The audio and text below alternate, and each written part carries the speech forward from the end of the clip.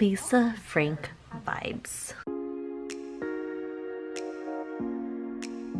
Hey friends, it's Jeannie and I'm back today to share a card that I created using these two items, Lil Notes and Leopard print stencil from Ink Blot Shot's new release. I'm starting out with a bit of masking and I start off with the A2 panel and I'm using this little post-it notes with like two sticky tapes on top and bottom. This is the one that I want front and center. I will use this full adhesive post-it note and stamp it on there, and I'll go ahead and cut that out.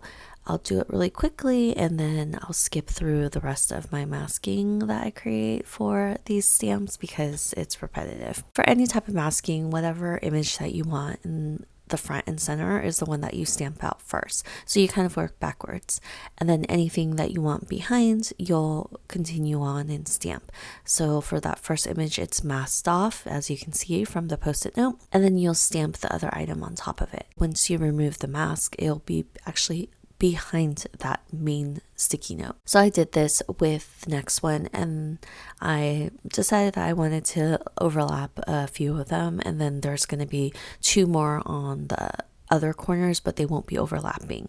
However, I will mask off all of them because I am doing some ink blending. With sticky notes, they come in colorful colors and all of that, but I really wanted a colorful background instead. So the focus of the sticky notes is kind of like present because it's a neutral. I wanted some interest and some fun to the background. So of course, anytime I want something colorful and fun, I tend to stick with rainbow colors.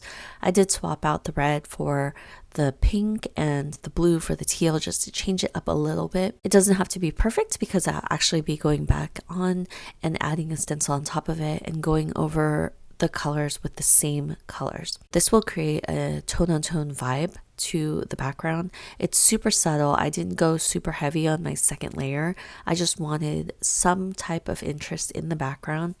And when I ended up revealing this stencil, it totally gave me Lisa Frank vibes. It's like the design that was on their folders and all their accessories and stationery, and I love it. I can't help it. I just really love the rainbow colors plus like the print, so it's just gorgeous. Now my favorite part for the masking is when I reveal the white space. I just love this part. It just is so clean, and you'll notice that on some of the little washi tapes I actually got some color on there, but don't worry, we'll be covering it up with Copic markers anyway. There are a bunch of bold images in this stamp set. There's a few like not bold images, they're a lot smaller, but I really wanted to stick with the bold sentiments, and I am stamping them for each of the 5 post-its. And I actually didn't count the sentiments before I did this card, but it just worked out where there were 5 bold sentiments, and that's what I had, so it was perfect. Just very like kismet. Anyway, so I went ahead and stamped all these sentiments. I stamped them twice so they're super bold, and I am really loving this ink. This is the Be Creative Intense Black ink, and it's Copic friendly, except I will say that you will have to let it dry for a little bit because it does stay wet a little bit longer than other Copic friendly inks that I have encountered. So that's the only small downside because I'm usually super impatient, but it's totally worth it because it's so dark and black, and they also wipe off of your stamps if you're curious. I don't really love inks that stain my stamps. I don't mind it, but I don't love them as much as I do that ones that you could just like wipe off.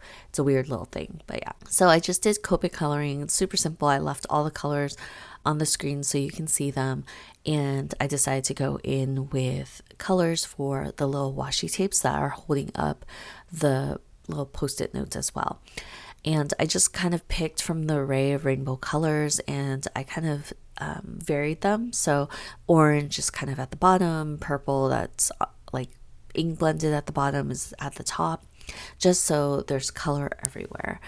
And then after I colored up those washi tapes, I went in with a gray marker just to add a bit of a drop shadow on the notes just to give that dimensional effect, and I think it just helps make it pop a little bit more.